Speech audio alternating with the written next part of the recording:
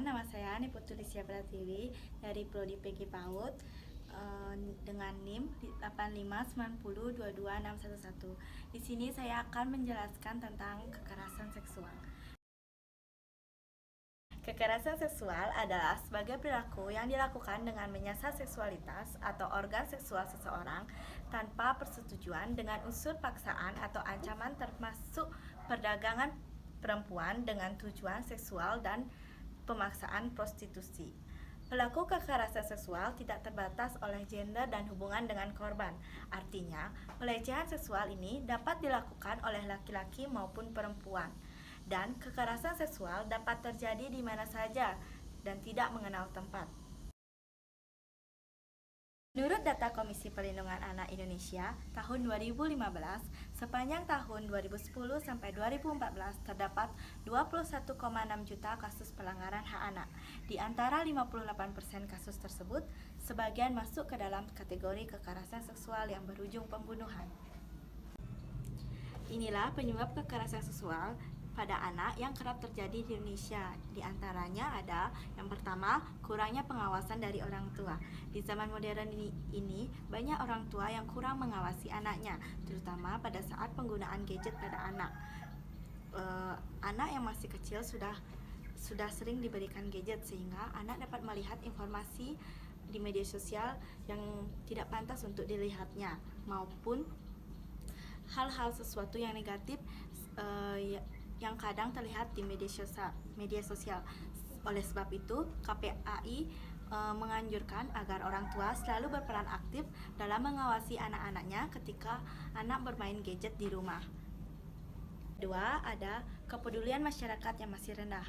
Di Indonesia banyak sekali masyarakat yang masih kurang pengetahuan tentang kekerasan seksual dan rendahnya kepedulian masyarakat tentang kasus kekerasan seksual pada anak dan remaja.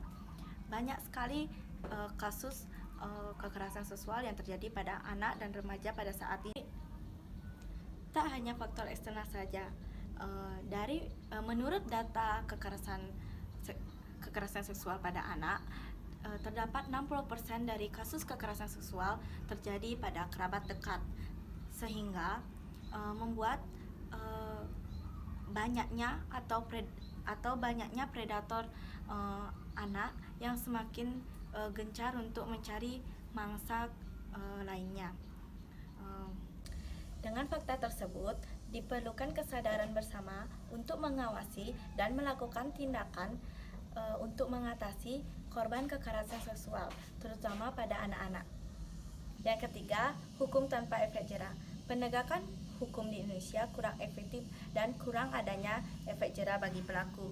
Banyak sekali kasus pelecehan seksual pada anak-anak, umum maupun khusus, yang proses hukumnya masih tidak ada kejelasan. Sehingga pelecehan seksual atau kekerasan seksual selalu dipandang sebelah mata oleh orang-orang. Dampak kekerasan seksual dibagi menjadi dua. Yang pertama ada dampak fisik, yang kedua ada dampak psikis. Yang pertama, dampak fisik. Kekerasan seksual nyatanya dapat menimbulkan dampak negatif untuk fisik anak. Biasanya yang terjadi adalah adanya kerusakan pada area genital anak. Selain itu, pada anak perempuan yang sudah haid dapat menyebabkan kehamilan. Kerugian selanjutnya, anak dapat terserang penyakit menular seksual seperti sifilis, gonore, bahkan bisa virus HIV. Yang kedua, ada dampak psikis. Selain dampak fisik, anak juga bisa mengalami dampak psikis. Ia bisa terkena depresi, kecemasan, gangguan stres pasca trauma, gangguan makan, dan masalah seksual. Masalah seksual ini bisa terjadi serius seperti fobia terhadap hubungan seks, atau bisa juga terbiasa melakukan kekerasan pada saat berhubungan. Anak juga dapat trauma atau takut melihat atau berhubungan dengan laki-laki. Dan hal yang paling mengerikan akibat dari depresi, anak dapat melukai diri sendiri dan juga dapat bunuh diri, bahkan gantung diri. Beberapa cara untuk menghindari terjadinya kekerasan seksual. Yang pertama ada, jangan mudah percaya pada orang lain, apalagi orang yang baru kita kenal. Yang kedua ada, hindari obrolan yang mengarah ke hal yang berbau seks atau berhubungan dengan seks. Yang ketiga, kuasai metode untuk melumpuhkan lawan agar kita bisa melindungi diri. Yang keempat, berani bersikap tegas dan percaya diri.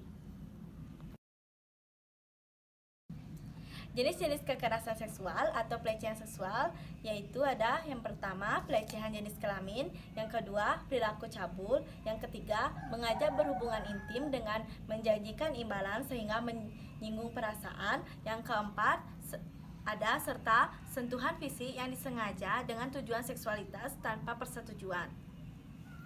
Baik, segitulah pengetahuan saya mengenai kekerasan seksual. Terima kasih ya sudah menonton video saya. Thank you for watching. Dadah.